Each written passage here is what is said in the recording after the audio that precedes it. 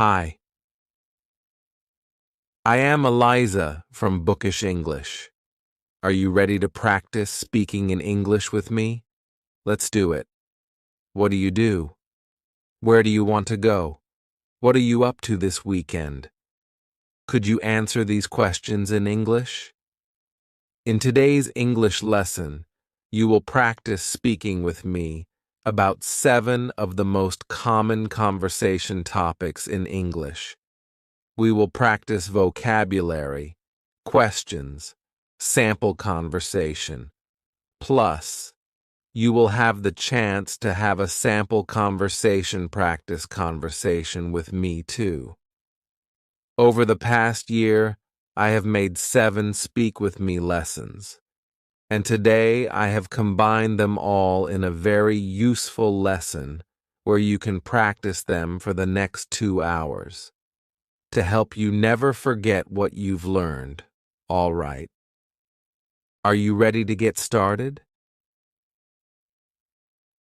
We are going to be talking about these topics today. Drum roll.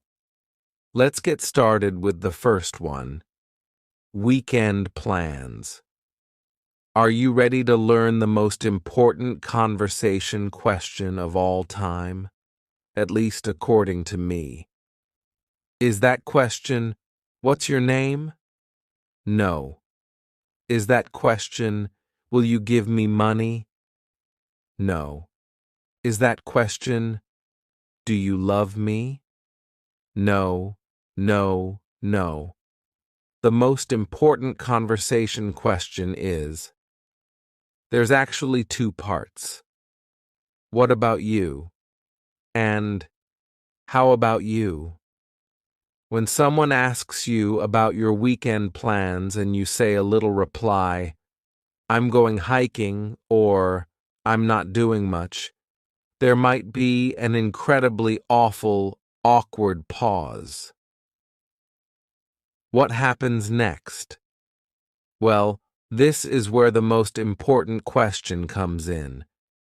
You can ask them, what about you? Or how about you? You can imagine tossing a ball back and forth. The other person has asked you a question. What are you doing this weekend? They throw you the ball. Now you reply and you say, okay, I'm going hiking, or I'm not doing much. You need to throw or toss the ball back to that person, and this question does that. How about you? It means you are asking the same question back to them. What are you doing this weekend? How about you? I want you to remember this wonderful question. Either of them, actually. They have the exact same meaning. How about you? What about you? Remember these questions because later when we practice this at the end of this lesson, during our conversation speaking time, remember these questions and use them. All right, let's go to some common vocabulary that you can use to talk about weekend plans. Brunch. Many Americans love brunch. The word brunch is a combination of breakfast and lunch, and that's because we usually eat this on the weekends, maybe a Saturday morning or a Sunday morning, between 10 a.m. and 2 p.m. It's a time when you could eat either breakfast or lunch, and it's usually a long social event. You might go out to brunch with your friends, or have your friends to your house to eat brunch. My friends and I are meeting at our favorite brunch spot on Sunday. Great. It's a restaurant where you can eat breakfast-type foods, usually with some alcoholic drink like a mimosa or something with fruit in it, or maybe some champagne in the morning, and you can eat this in the company of your friends. Another common weekend word is social butterfly. A social butterfly refers to someone who makes a lot of plans. They are flying around from one event to another, to another activity. They're always doing things, usually involving lots of other people. They are a social butterfly. If you are a social butterfly, probably the year 2020 with lockdowns and all of these things was probably really difficult for you because you love to get together with other people and always be active. We can use this in a sentence like this. My friend is a social butterfly. She has invitations to 3 brunches and 4 afternoon teas. Amazing. What if you are not a social butterfly? What if you are the opposite? Are you an unsocial caterpillar? No. It means you are a homebody. Your body likes to stay at home. I'm a homebody. She's a homebody. Someone who enjoys just doing things slowly and staying at home. They feel most comfortable in a comfortable place at home. You could say, my friend is a social butterfly, but I'm more of a homebody. When I get together with friends, I would rather have dinner at my house and then play games here.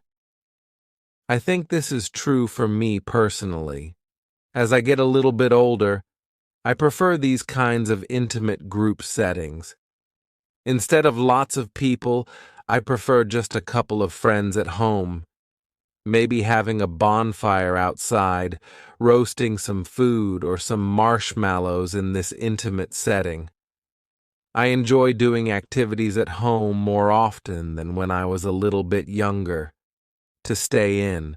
Unfortunately, that has been probably a lot of our weekend plans for the past year, and it means that you're just going to stay at home. It doesn't mean you're going to do nothing. It just means you're not going to go anywhere. I'm going to stay in. You might say, it's supposed to be cold and rainy this weekend, so I'm just going to stay in and read a book. Or, I'm just going to stay in and do some things around the house. To binge watch. This means that you watch a lot of movies or TV shows, usually back to back without stopping. Several hours, maybe you watch 4 seasons of a TV show in one day. This is binge watching. You are watching a lot. This expression comes from a term we usually use with alcohol. To binge drink. This means that you drink a lot of alcohol at one time. Not a very healthy thing to do, but when we say to binge drink, that has the same idea. You're doing a lot back to back, or you could binge watch TV. You might say, last weekend my husband and I binge watched all of the Star Wars movies. This isn't true. When you have young children, you do not have time to binge watch TV, but you might say this about your life. I binge watched that new TV show that just came out. Our final expression that you can use to talk about your weekend plans is to catch up on some chores. This phrasal verb, to catch up on, is a beautiful phrasal verb that you can use to talk about some necessary activity that you haven't done for a while, and now there's more and more and more, and you need to finish all of this. We can imagine laundry, dishes, sweeping, cleaning, maybe some home repairs, tidying up, maybe even yard work. If you don't do those things for 1 week or 2 weeks, there's so many you have to do. That means you need to catch up. You need to do what you haven't done for a while. You need to catch up on some chores. And chores are just those activities that I mentioned. Laundry, dishes, these necessary activities that involve cleaning up, helping to make your home a wonderful place to live. Maybe this weekend you just need to catch up on some chores. You might say, I was so busy all week, and finally, I'm going to catch up on some chores this weekend. Maybe not very fun, but when your house is clean, it feels good. All right, now that we have some common vocabulary you can use to talk about your weekend plans, let's talk about some introduction questions that you might hear and that you can also ask other people. These have varying levels of reductions and fast ways that you will hear them. So I want to help you understand and recognize what other people are saying, and also be able to use it. Let's talk about our first question.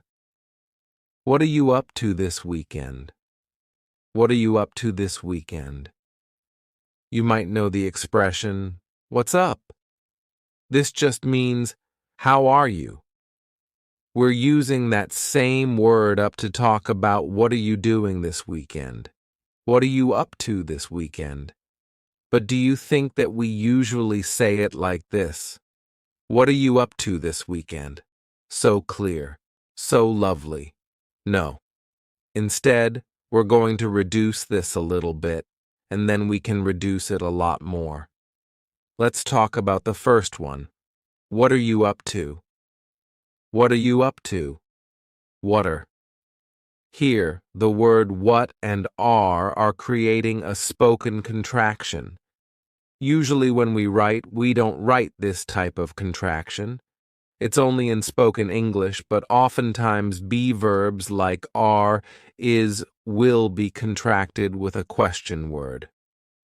What are you up to this weekend? What are you up to? We can reduce this a little bit further. What you up to? What you up to? What you up to this weekend? There are a lot of reductions happening at the beginning. What you up to? Here we have, what are you being reduced to just what? The key chi is you and what are has just been smooshed together and we can say, what she up to? What she up to? What she up to? What she up to? This is really fast. If you say this slowly, what she up to? It sounds really weird. We only use this in really fast English, so if you are going to say this, it needs to be quickly, and reduced and linked together. Most likely you're going to hear this. So I want to make sure that you can understand when someone says, "Hey, what's up to this weekend? What's up to this weekend?" You can say, "Eliza taught me that. I know what that means. What are you up to this weekend?" Yes. Let's go into our next expression where we're going to also reduce this a bit and help you to understand it.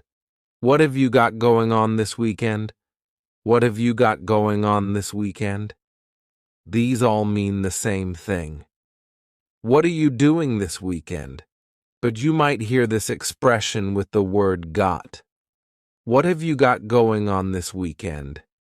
When you actually hear this, we don't say it that clearly. What have you got going on this weekend? Wouldn't that be nice, though? Instead, you're going to hear a reduction or a contraction of the first two words, just like we saw with the previous example. What of, so what and have are going to be pushed together. What have you got going on? That final G in the word going is going to be cut off, and we'll just say, goin'. Let's try to say that all together. You want to try to say it with me? What have you got going on? What have you got going on this weekend? What have you got going on this weekend? Do you think we can reduce this further? Yes. What do you got going on this weekend? What do you got? Here, the beginning of what have you got is just really like you threw it in a mixing bowl, stirred it up, and threw it out on a cookie tray. Well, let's try to break it down so it's not quite so messy and complicated. At the beginning we have, what have you got? But it sounds like whata. Whata. This is what have. Whata ya. Ya is you. What do you got going? Again, we're going to drop that G at the end of the word going. Going on. What do you got going on? Whata. Notice what's happening at the end of the word what. Do you hear a clear T? Whata ya, whata ya. No. That T at the end of the word what is going to change to a D sound. This is really typical of American English, where a T that's surrounded by vowel sounds is going to change to a D. It's called a flapped T, and it just rolls off your tongue in a smooth way. What do you got going on? Can you say it with me? What do you got going on this weekend? What do you got going on this weekend? All right, let's go to our last question. You doing anything fun this weekend? You doing anything fun this weekend? What's happening at the beginning of this question? Should there be another word? Yes. Are you doing anything fun this weekend? Are you? But the word are, it's on vacation. It's just gone somewhere. So we're going to start this question with the word you. You doing anything fun this weekend? It makes the question seem a little more casual and less like an interrogation, or like you're asking someone out on a date. It's just a casual question. You doing anything fun this weekend? But we can reduce this question. We're not going to reduce it an awful lot, but we will hear this reduced a little bit. When we say, you doing anything fun? Instead, you're going to hear, you doing, yeah. The word you is reduced to ya. You doing, listen to that G at the end. You doing, it's gone. It's also on vacation. Maybe it's on vacation with the word are. Let's say, you doing anything fun this weekend? You doing. That's the main reduction that's going to happen in this question. You doing anything fun this weekend? You doing... Try to say that with me. You doing anything fun this weekend? You doing anything fun this weekend? All right, let's go on to some other common things that you will hear in these types of small talk, easy, casual conversations. If someone tells you about their weekend plans, and it sounds interesting or fun, how can you reply? You might say, that sounds like fun, or how interesting, or just simply, nice. If that person is doing nothing, they're just sitting at home, maybe they're going to binge watch some TV and stay in. Well, sometimes it's nice to still say something positive in response, so you might say, sometimes it's nice to do nothing. And that's true, especially if you've been doing a lot. Sometimes it's nice just to stay in and relax for the weekend. So you might say, sometimes it's nice to do nothing. Right? Before we practice our sample conversation together, what can you say at the end? Well, if you're talking about weekend plans, it is before the weekend, so you could just say, have a good weekend, or enjoy your weekend. Simple, great way to end the conversation. All right, let's take a deep breath. Are you ready to put all of this together? What I would like you to do is first, I would like you to listen to a sample conversation. Think about the different parts that are happening. You're going to hear our key, beautiful question. What about you? How about you? You're going to also hear some of the key vocabulary that we talked about, and also just some of the questions, the introductory questions. What have you got going on this weekend? Great. Things like that we'll put together. And then I'm going to put some pauses, and it's going to be your turn to have the conversation with me. First, let's watch the conversation sample. Hey, what you up to this weekend? Nothing much. I'm just going to stay in and catch up on some chores on Saturday. But on Sunday, I'm going to meet up with some of my friends for brunch. That sounds fun. Where's your favorite brunch spot? I usually go to Sunny Morning Cafe. What about you? What have you got going on this weekend? I'm a homebody, so I'll probably just read a book in my hammock. That sounds nice. Well, have a good weekend. Enjoy your book. Thanks. You too. Have a good weekend. All right. Are you ready to take this to the next level? I'm going to be asking you a question and then pausing, and I would like you to reply in that pause. Take a moment. Tell me about your weekend plans. You can do it. Let's go. Hey, what are you up to this weekend? How interesting. How often do you do that? Me? I'll probably go hiking since the weather's going to be so warm. Well, nice talking to you. Have a good weekend. Well, how did you do? If you would like, you can go back and practice that little sample conversation. You can take a deep breath, enjoy yourself. That's part of learning English. I want you to enjoy the process. Enjoy the journey.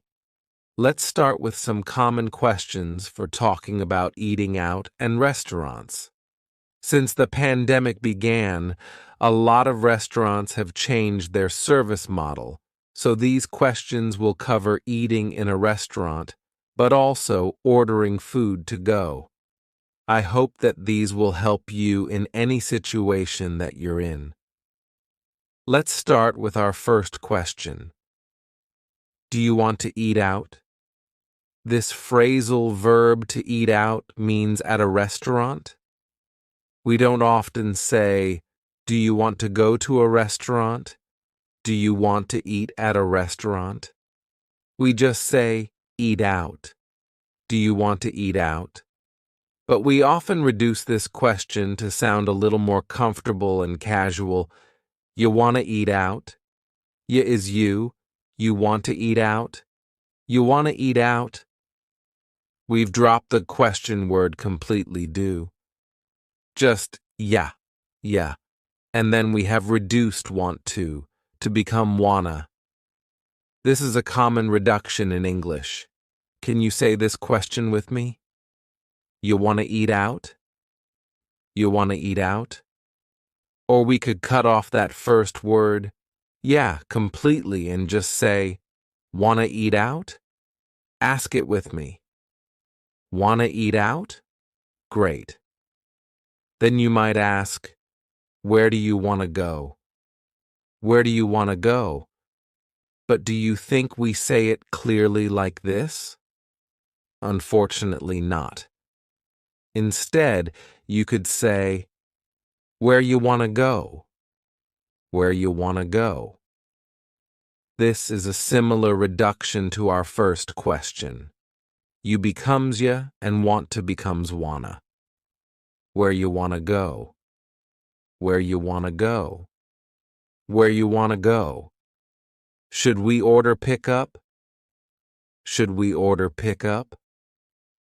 I want to let you know that in the U.S. there are a lot of terms that are used for this idea that you're not eating in the restaurant. You're ordering food, but then you get the food and you take it somewhere else. Maybe you take it back home or you take it to a park. We could use a couple of different phrases and it's just your personal preference. For me, I say, pick up. Do you want to order pickup? Do you want to get pickup? But you could also say, should we order takeout? Should we order carry out? Should we order takeaway? A lot of different phrases, and you are going to hear these all around the U.S., so it's just your choice what you'd like to use. Another fun question to ask what someone would like to eat is, what are you in the mood for? What are you in the mood for? Don't deny it. Sometimes in your heart you're just in the mood for comfort food, something that's heavy and rich and reminds you of a cozy, warm time in your childhood. Maybe it's not very healthy, but you're in the mood for comfort food. Or maybe you're in the mood for something light. You want a salad or sushi, something light. This idea of what are you feeling like you want to eat. But we often reduce this question, and instead of saying, what are you in the mood for? We might say, what you in the mood for? Whatcha is what are you? Whatcha in the mood for? Here, the word you has been reduced to cha. Cha. This is extremely common in spoken English that the word you gets changed up in a lot of ways. We already talked about one of those, yeah, and this is another cha. What you in the mood for? What you in the mood for? Or we could reduce this even further. What you in the mood for? What you in the mood for? This is extremely reduced, but notice what's happening. What are you in the mood for? The word are is gone, and the word you has been reduced to ya. So when we link together, what and you, super fast. What you in the mood for? What you in the mood for? You don't want to say this reduction slowly. What you in the mood for? Now, we can say it like that to practice for this lesson, but when this is in daily conversation, it's really fast. That's the purpose of a reduction. Do you think you could say this with me really fast? What ye in the mood for? What ye in the mood for? What ye in the mood for? Great. All right. Let's talk about some common answers to these questions so that you can be prepared and ready. When someone asks you, what ye in the mood for? You might say, let's order in. How about some option? How about pizza? Let's order in. This is another phrase for talking about bringing the food back to your house.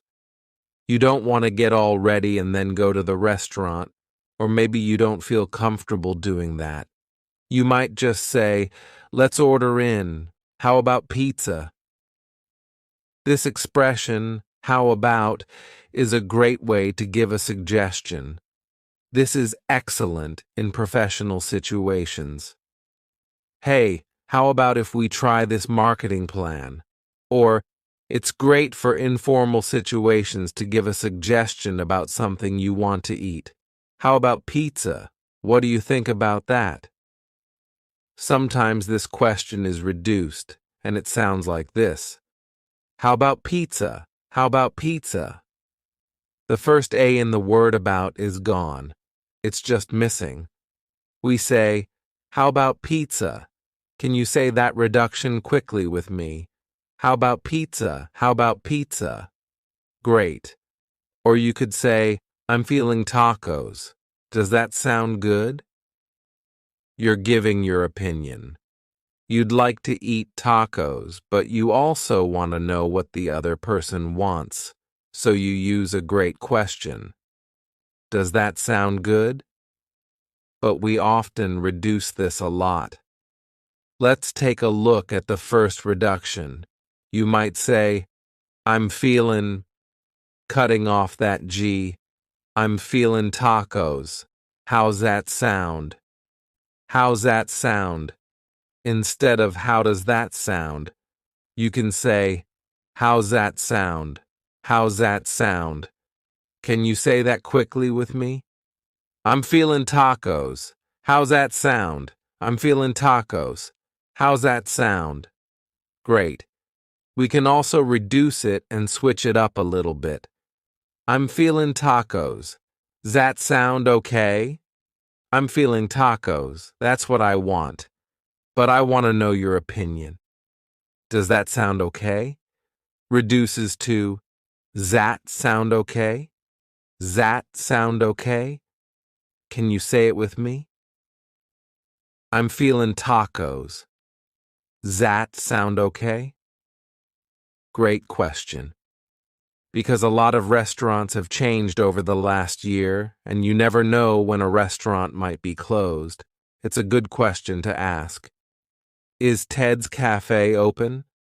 I would love to go there. Is some restaurant open? I would love to go there.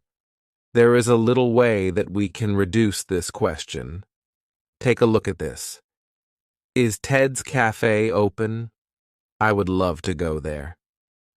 The word would becomes I'd. I would, I'd. You can say, is Ted's Cafe open? I'd love to go there. Can you say it with me? Is Ted's Cafe open? I'd love to go there. Great. In the U.S., a lot of restaurants are having outdoor seating. You could say, let's go to Louie's. A restaurant named Louie. Let's go to Louie's and eat lunch on their patio. Eat lunch on their patio. This is an outdoor dining area. It's really nice when restaurants have this because sometimes you don't feel like eating at home, but especially with kids, if you don't feel like confining them inside a restaurant, or maybe you don't feel comfortable doing that. If a restaurant has a patio, it's much more informal feeling, and it's a nice spur-of-the-moment thing to do. A great expression that you can use is, let's grab a bite at Louie's. Let's grab a bite at Ted's Cafe. To grab a bite is usually a quick meal. It might be lunch. Usually it's not dinner because it's pretty quick, but it might just be a short experience. It's not a long dinner. It's not a big to-do. Let's grab a bite at Ted's Cafe because I have to go to Eliza. To do. Let's grab a bite at Ted's Cafe because I have to go somewhere later. Let's grab a bite at somewhere else. Can you say that with me? Let's grab a bite at Ted's Cafe. Let's grab a bite. Our final answer to the question what you want to eat is, I know a place or I know a spot that has great pasta. I know a place that has great pizza. I know a place. You could leave this simple and just say, I know a place.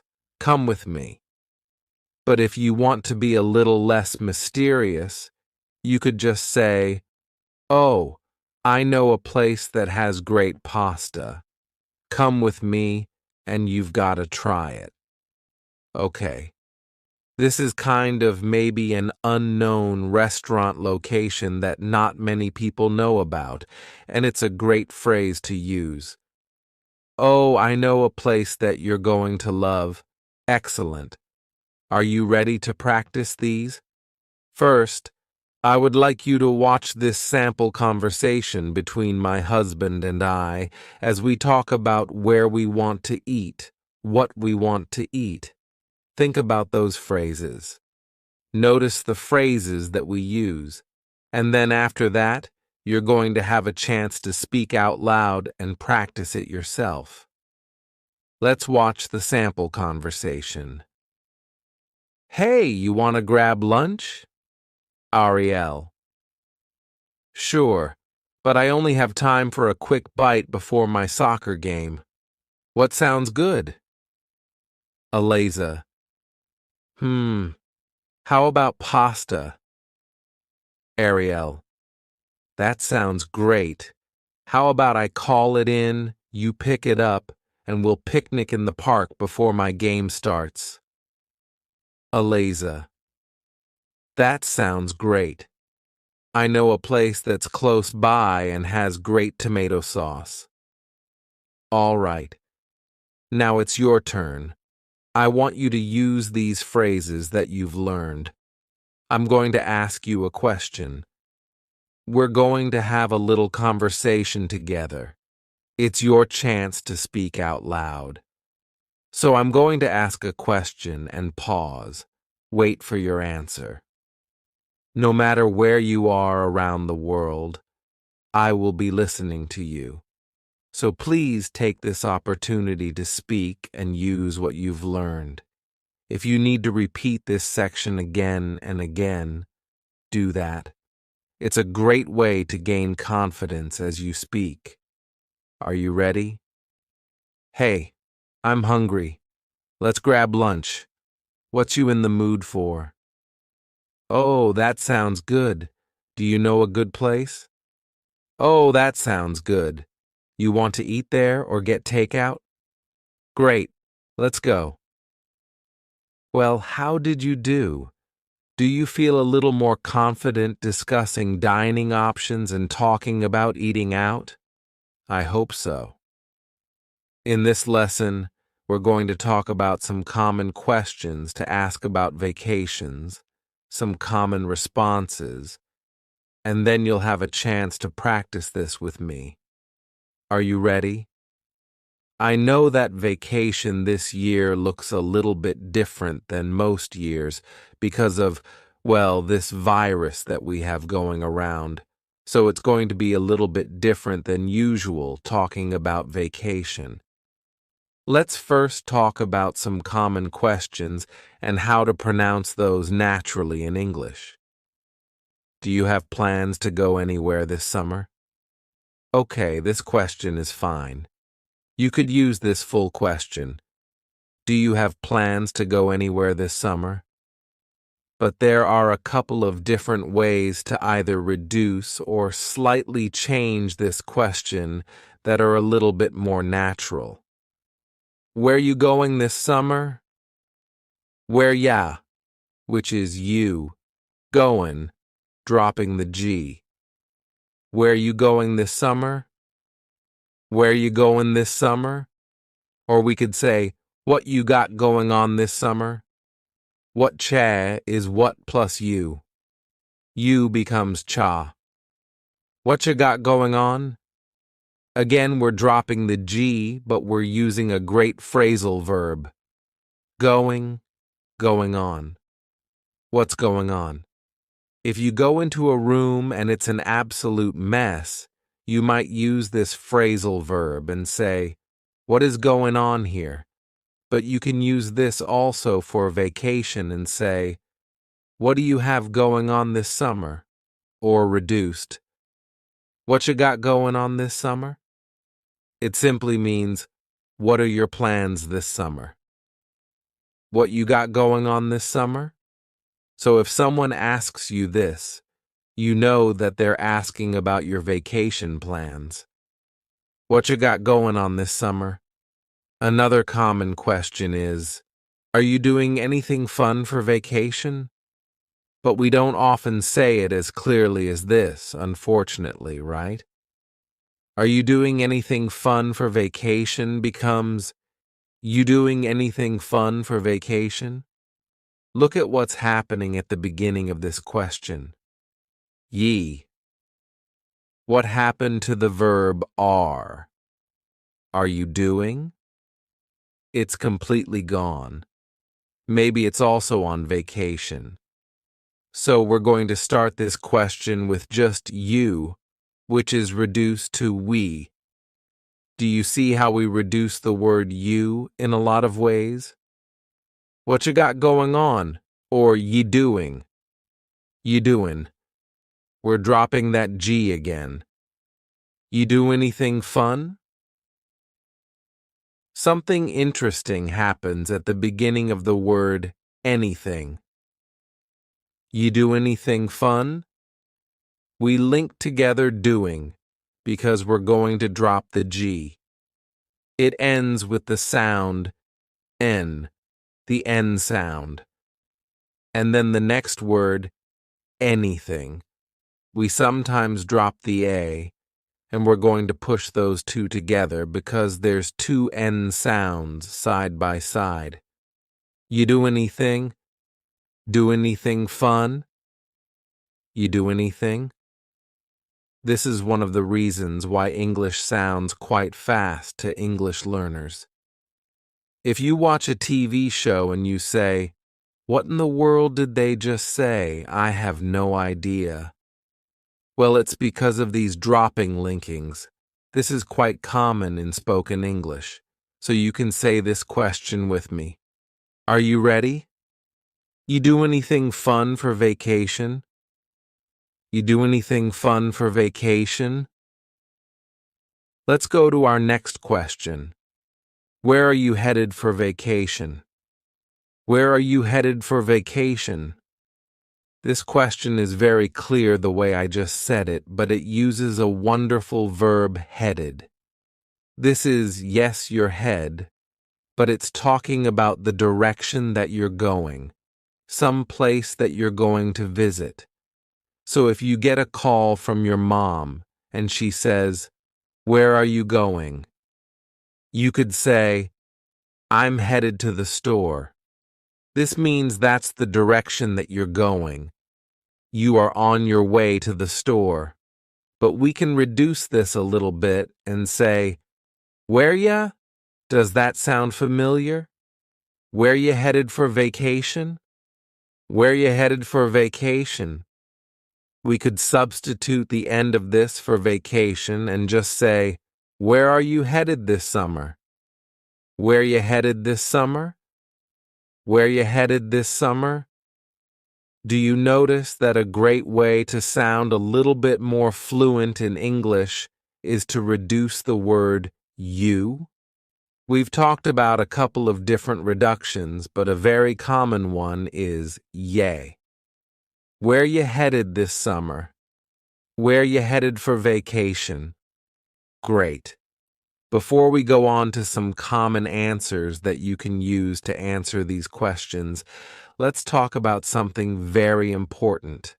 The most important conversation question you will ever know is, what about you? How about you? We talked about this in the part 1 video I made, Speak with me about your weekend plans. Well, these two questions are essential. If you don't remember anything else from this video, please remember, what about you? How about you? We use these if you can imagine a ball. I'm holding the conversation ball. And when I ask you, how about you? Boom, I pass the ball to you. It is your turn to answer the same question. So if you ask me, where are you headed for vacation? And I say, hey, not really anywhere. I'm staying home. What about you?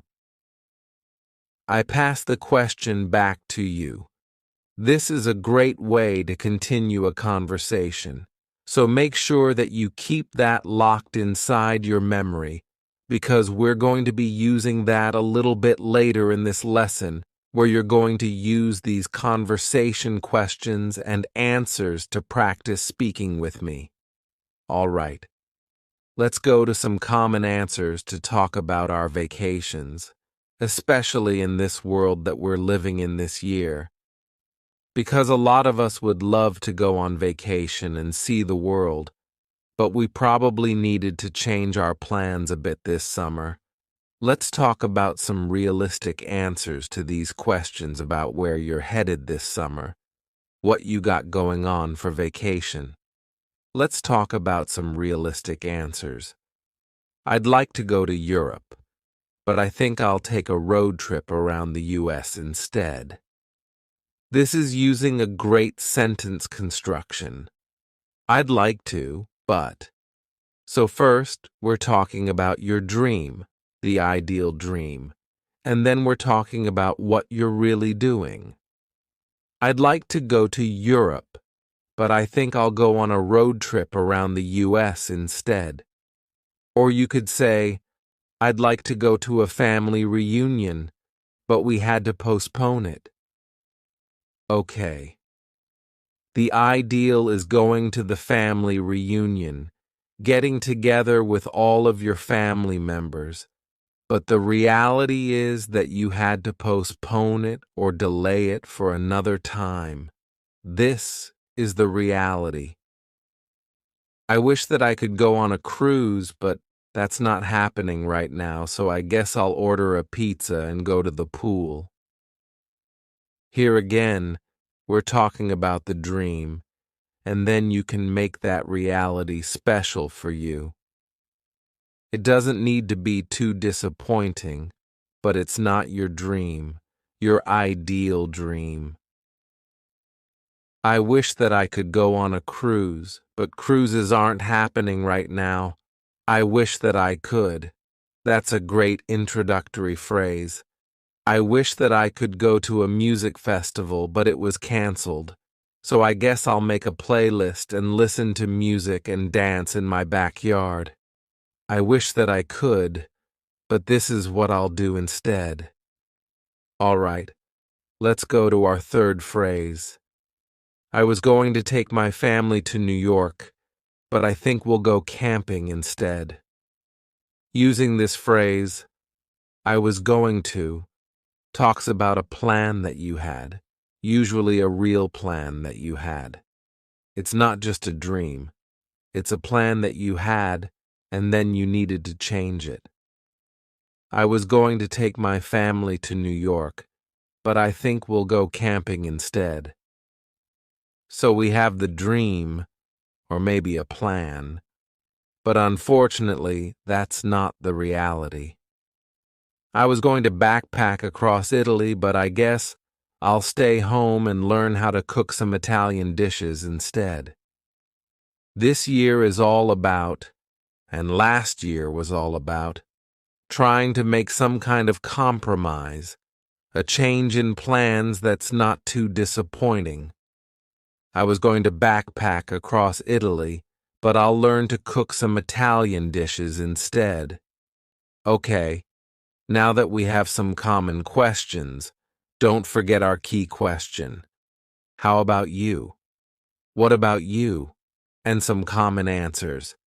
Let's take a look at a sample conversation so that you can try to imitate this when it comes to be your turn. Let's take a look at this sample. Ariel. Hey, you doing anything fun this summer? Eliza. Well, I was going to go backpacking around Europe, but instead, I think I'll just go camping in some local state parks. What about you? Ariel. Well, I was going to meet my family in Florida for a family reunion, but that got canceled. So now I think I'm going to have a socially distanced outdoor movie night in my backyard. Do you want to come? Eliza. Sure, that sounds great. Text me the details and I'll be there. Ariel. Great. I'll see you around. Enjoy your camping trip. Eliza. Thanks. I will. See you at the movie night. Okay, now it's your turn. Put together all of these pieces. I'm going to be asking you a question, then I'm going to be pausing. I don't care where you are living around the world. My ears are going to be listening to you. Then I'll be replying, and I would like you to take this opportunity to speak out loud.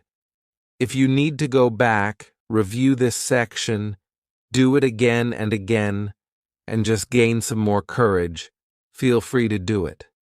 This is a wonderful chance to speak out loud. Are you ready? Let's do it.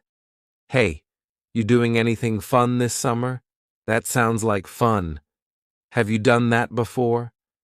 I wish I could take my family on a trip to Switzerland, but with the travel restrictions, I think we're just going to go on a road trip here in the US instead. Yeah. Well, it was nice talking with you. See you later. So, how did you do? Do you feel a little bit more comfortable talking about your vacation or summer plans? Feel free to go back and review our practice section together. It's a great way to speak out loud. Okay, let's get started with some common vocabulary to talk about where you live. If you live in a city, you might say, "It's really busy where I live." New York City is a busy place. Or you could use the word crowded. Tokyo is a crowded city. There are lots of people everywhere, and there are not many places where you can be alone and have a quiet moment. Maybe you might say that your city is busy and crowded. What's the opposite of this? You can say, Stockholm, Sweden, is a relaxed city. It's a quiet place. I don't know. I've been to Stockholm. If you're from Stockholm, Sweden, let me know. But you might say, where I live is just a relaxed place. Or we can say, it's relaxing. If you come visit where I live, it's very relaxing and quiet. Maybe that's because it's in the country. Let's go on to these two common words to talk about the type of place you live. You might say, yeah, I live in Delhi, India, and it's one of the largest urban areas in the world. There are so many people here. It's busy, it's crowded, it's an urban area. And this means it's the city. It's quite busy. It's crowded. It's an urban area. There's not many trees, not much nature. But on the other hand, you might say, I live in the country. The word country means United States, France, Japan, these places.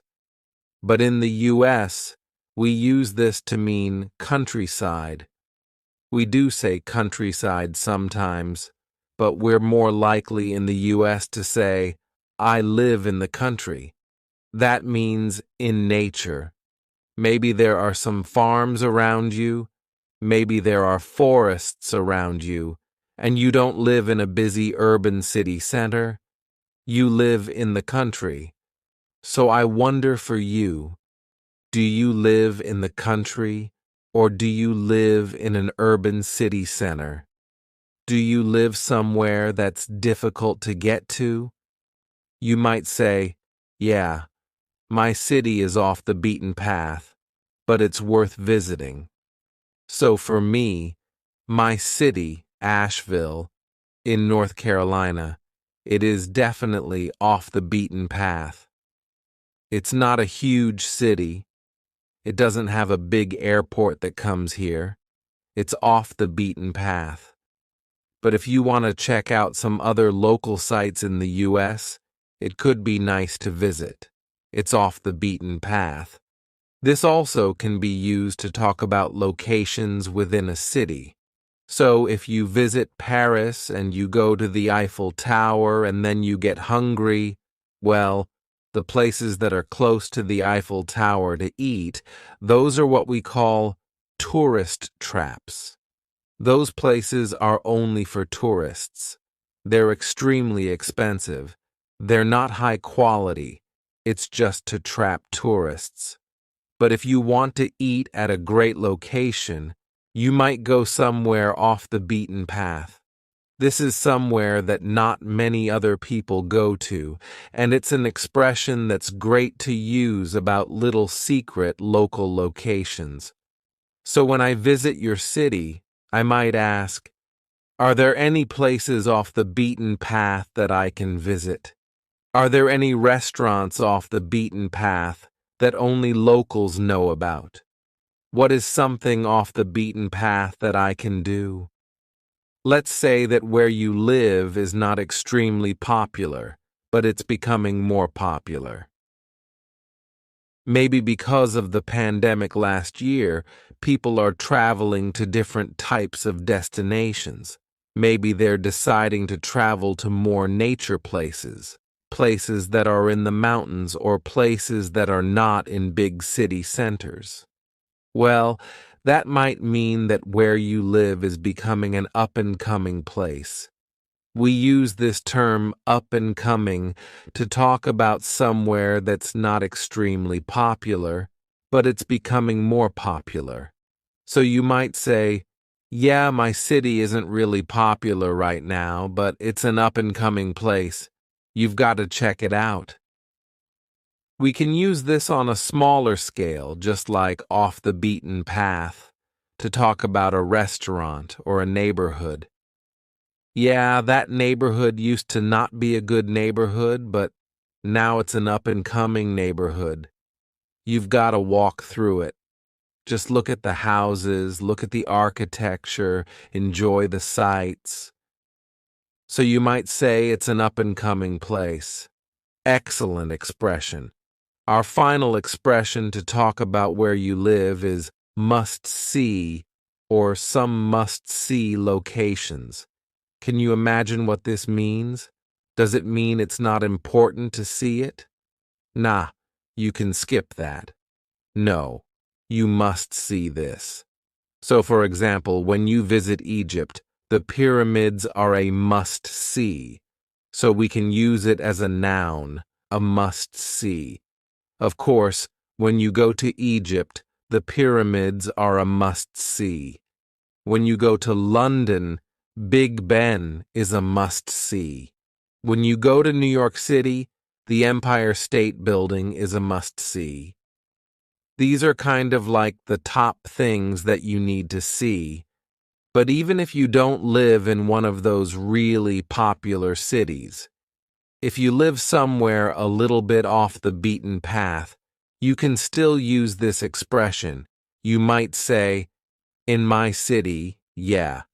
This view on the top of the mountains, yeah, that is a must-see. You drive up this hill, and you can have a great 360 view. That is a must-see. So it's something that you cannot miss when you visit that location. So when I visit your city, tell me, what are some places that are a must-see? I don't want to miss them. Next, let's talk about some common questions that you can ask other people about where they live, and also other people will ask you about where you live. So make sure you're comfortable answering them about where you live. The first question is, where are you from? This is an extremely common question, and you can just say, yep, I'm from the US, but it's nice to give a little more detail. So you might say, I'm from Asheville in North Carolina. It's a pretty quiet place, but it's kind of up and coming. Great. You're giving some details. It's quiet, but it's also up and coming. I live in Asheville. You're inviting a conversation. If you just say, I'm from the US, or I'm from Asheville, that's where I'm from, someone might ask you, what's it like there? Or if someone doesn't give you more details about where they live, they just say, France. I live in London. I live in LA. Okay, well, you might want some more details. You want to continue the conversation. This is a great question to ask. What's it like there? What's it like there? They might say, it's so hot in the summer, but in the fall, it's awesome because we get some great leaves and you got to check it out in the fall. Excellent. If someone has not mentioned the weather yet, you can say, what's the weather like there? They can go into some details. You could say about your city, the winter is so cold. We get tons of snow. But when it melts in the spring and all of the leaves become green and the flowers bloom, it's awesome. You've got to visit in the spring. If you have not told someone what time to visit yet, they might ask, what's the best time to visit? So when Ariel and I were planning a trip to go to Costa Rica a couple of years ago, we did a lot of research about what is the best time to visit Costa Rica. Their seasons are very different than our seasons, and we were going to be spending a lot of time outside, so we wanted to make sure it wasn't going to be raining the whole time, wasn't going to be pouring down rain or too hot the whole time. So we asked this question: when's the best time to visit? Someone might ask you, when's the best time to visit your city? For my city, I think the best time to visit is the fall. The leaves are beautiful in the mountains. There are so many different colors, and the air is so crisp and fresh. You got to visit in the fall. If someone asked you, what's your city known for? What would you say? This means, what is your city famous for? Why do people visit your city? It might just be something simple, like the air is so fresh. Or it might be, they just love this pastry, this type of dessert that's made in my city, and a lot of people like to come and eat that pastry. Cool. It could be something simple. Or, if you live in a bigger place, you can obviously talk about some famous destinations that your city is known for. But if people have not heard about your city, they might ask this question: oh, what's it known for? What's your city known for? And then you can think about some great places to visit that people might be interested in. Whenever I ask someone about their city, especially if I'm going to visit, like your city, I like to ask about their personal favorite thing to do. So, someone might ask you, what's your favorite thing to do in your city? Or, what's your favorite thing to eat there? What's your favorite thing to see? Because I think that local people's perspectives are often different than a tourist's perspective. So, finding out what the locals like to do, specifically what you like to do, can be really valuable and can add to a rich visiting experience. So if I asked you, what's your favorite thing to do in your city? You might tell me, oh man, there is this little bar off the beaten path down this alley, and you gotta check it out. It's so cool. They brew their own beer, and the atmosphere is awesome. It is a must-see.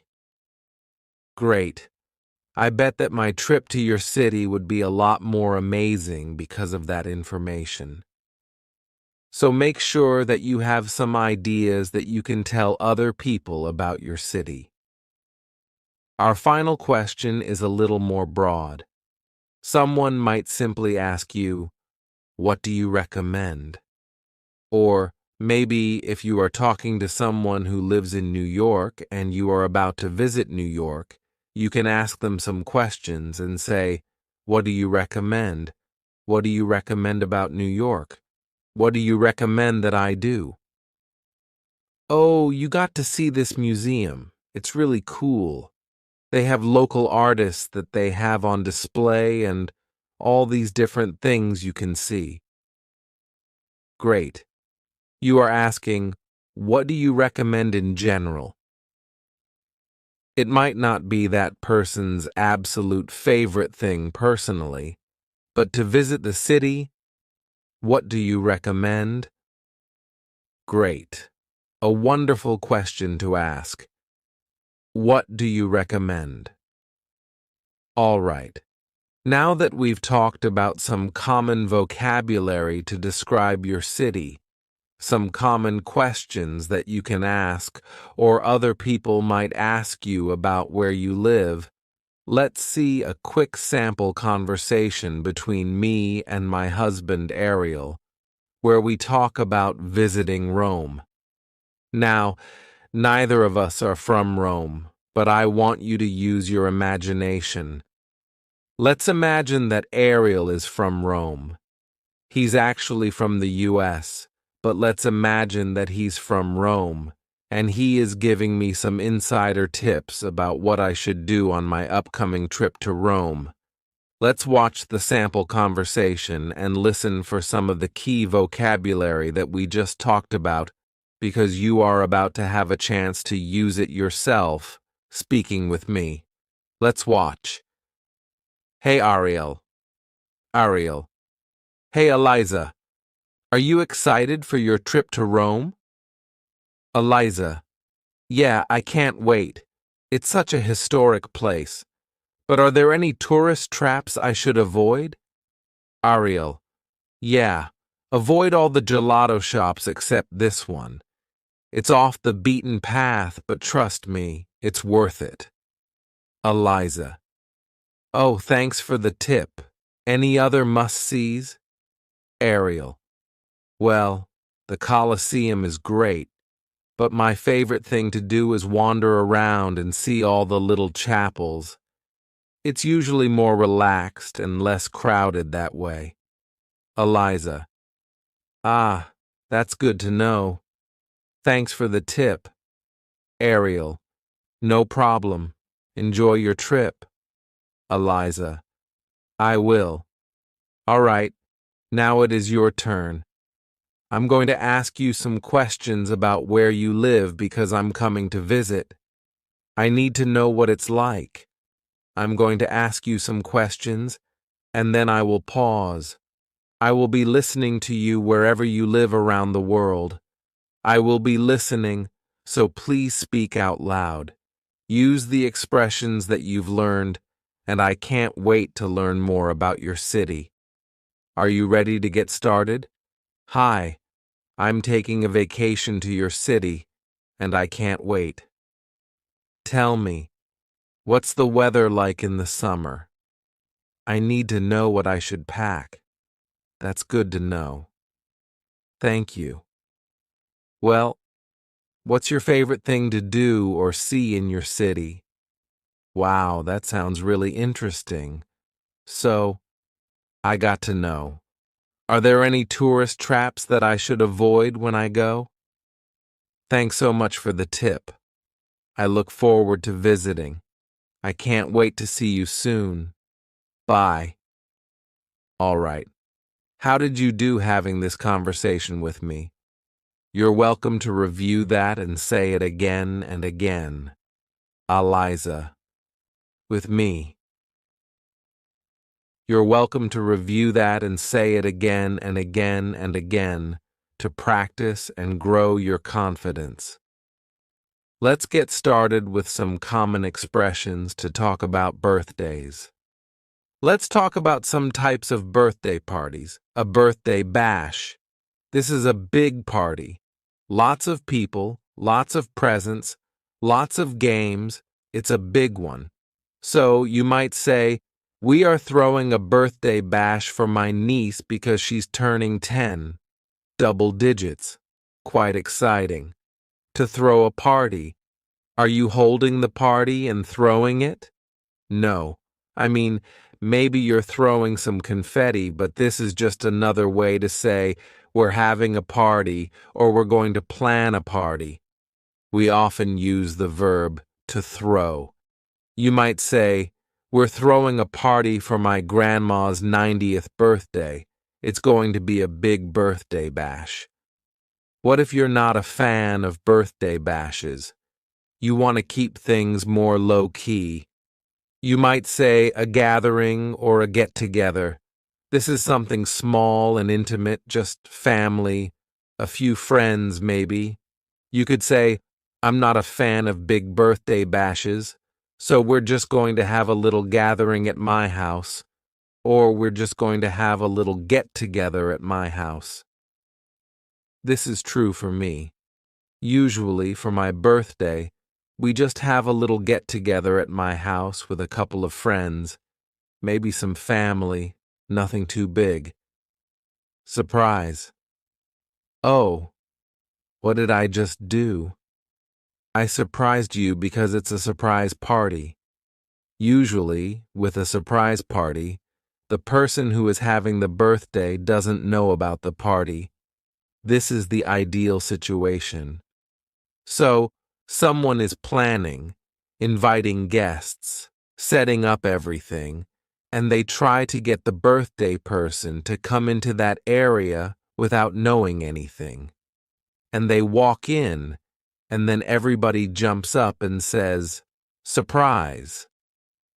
So, I'm curious, have you ever had a birthday for you? Have you ever helped to participate in a surprise birthday? I don't think that I ever have. But one time when I was in college, my friends threw a surprise birthday party for me and another friend who has the same birthday. And I didn't want to go. I said, "I'm studying, I have a test. I can't go down there. I'm not going to go have dinner with you guys. No, I need to study." And then one of my friends finally realized that I wasn't coming. And she said, "Hey, Eliza, it's a surprise birthday for you. Come on." So I had no choice at that point because I realized, oh, they're doing something nice for me. So you might say, "We're throwing a party for Eliza. It's a surprise party. Don't tell her." Well, unless you can't get her to come. Next, let's talk about some common phrases that are just associated with birthdays. The first one is RSVP. Now, this is occasionally something that we use in spoken conversation, but it is more common on a written invitation. It could be a physical invitation, or it might be an internet invitation using Facebook events or something like this. But RSVP stands for the French Répondez s'il vous plaît, and it means, please respond. Please tell me if you're coming. So usually, you will see this sentence. RSVP by June 30th. RSVP by Saturday. Whatever date. So there's a deadline. Please tell me if you're coming so that I can order the right amount of cake so that I can make the right amount of food. This is just a polite thing to do to RSVP. Wonderful. Another common phrase for birthdays or for parties is BYOB. What if I said, "Dinner and cake are provided BYOB"? What would that mean to you? Bring your old bag. Bring your old balloon. No. This means bring your own beer or bring your own booze. Booze is a slang term for alcohol, so this means I am not providing alcohol. If you want to drink alcohol, bring what you want to drink. Bring it for yourself. This is very common, and it's not really rude.